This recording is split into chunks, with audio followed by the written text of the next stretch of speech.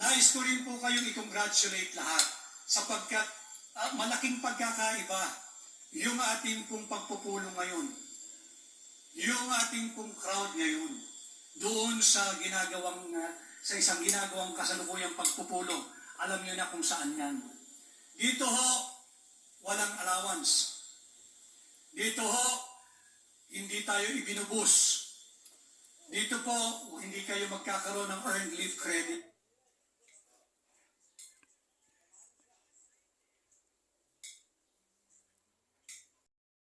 Tayong naninindigan, ipaglaban ang ating saligang batas at huwag tayong pumayag lalapastanganin ng iilan ang ating bansa, ang ating kinabukasan, ang kinabukasan ng ating mga anak.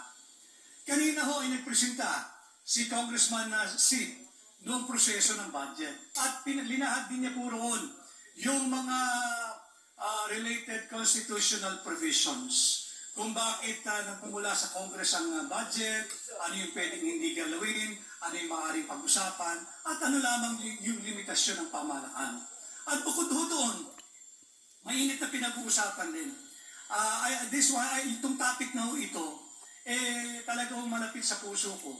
Dahil ang dami ko nakausap, justices, with justice, incumbent, retired lawyers. Kaya kung alam ninyo, tayong mga abogado ang dapat namumuno sa usapin ng charter change. Whether you are for or against charter change, dapat tayong nangunguna upang balangkasin ito at pasimplihin ang usapan sa mga ordinaryong mamamayan. Sapagkat kung tayong mga abogado, ahayaan nating lapastanganin ang saligang batas kung saan din kami nanumpa bago kami tagapin at magkaroon ng role of attorneys. Marapat siguro, isurrender na namin yung aming lisensya ng pagiging abogado kung hindi kami titindig at pagtatanggol ang ating saligang batas. We are not attacking any single personality here. Tayo po ay issue-based at hindi may iwasang maging politikal sapagkat ang nag-uusad ng mga usaping charter change ay mga nakapaloob sa strukturang politikal. Kaya hindi pwede sabihin pinopolitika ang charter change. If we really want a people's initiative, leave the initiative to the people. Hindi po yung sinabi kanina na private initiative. Hindi vested initiative ng mga vested interest groups.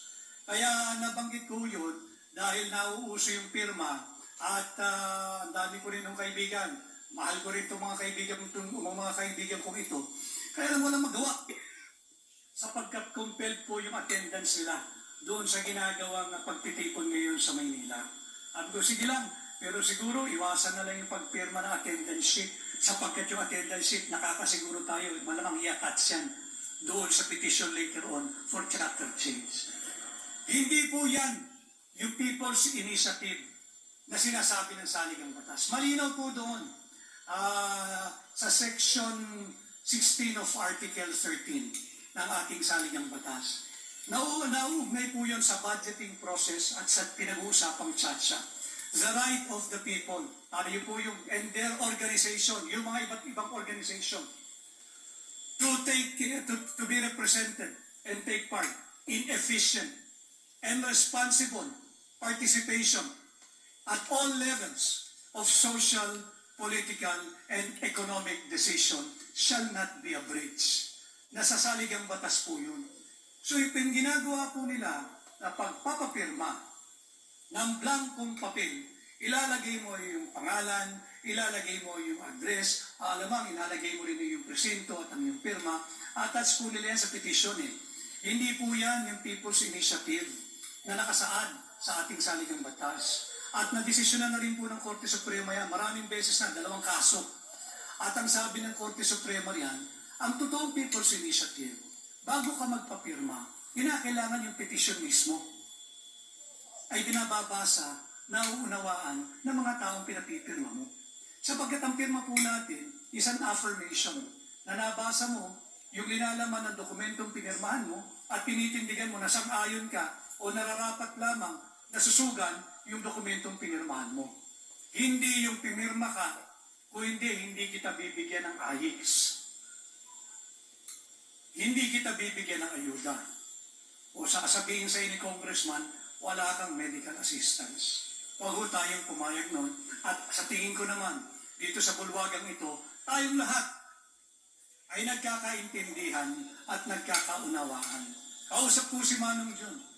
Ang ating layunin ay balangkasin yung mga usapin na bumabalo sa ating lipunan ngayon at meron tayong obligasyon pagbalik natin sa ating mga lugar, sa ating mga pamayanan, may paliwanag sa tao kung ano yung nating nararapat gawin. Huwag po tayong patakot.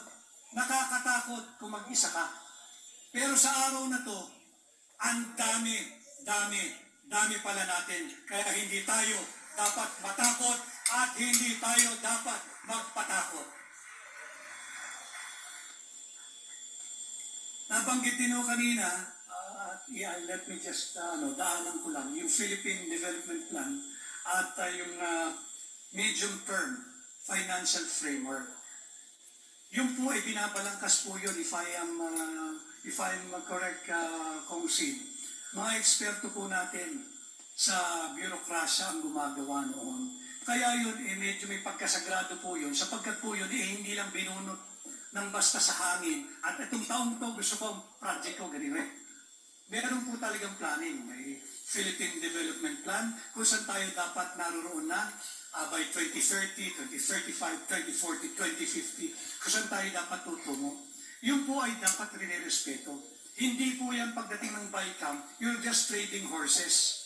O sige, lagyan mo ko ng ganito, bibigyan kita ng ganito. Eh bakit pa ho tayo nagkaroon ng mga magagaling na tao sa pamanaan?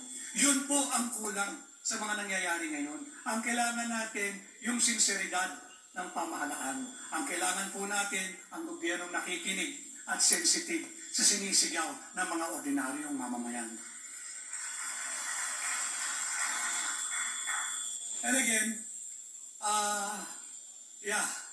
ang daming beses na ho, at alam naman din siguro ninyo, yung mga naganap nung ako po ay bahagi pa ng pamahalaan, maraming beses din po akong tumindig. At maraming beses po akong hindi sumang-ayon sa mga bagay na sa tingin ko ay hindi makakabuti sa ating pamahalaan. Ginawa ko po yun sapagkat I feel responsible, as I have said early on, sa 31 milyong mahigit na naniwala at umasa na tayo ay maglilingkod ng tama.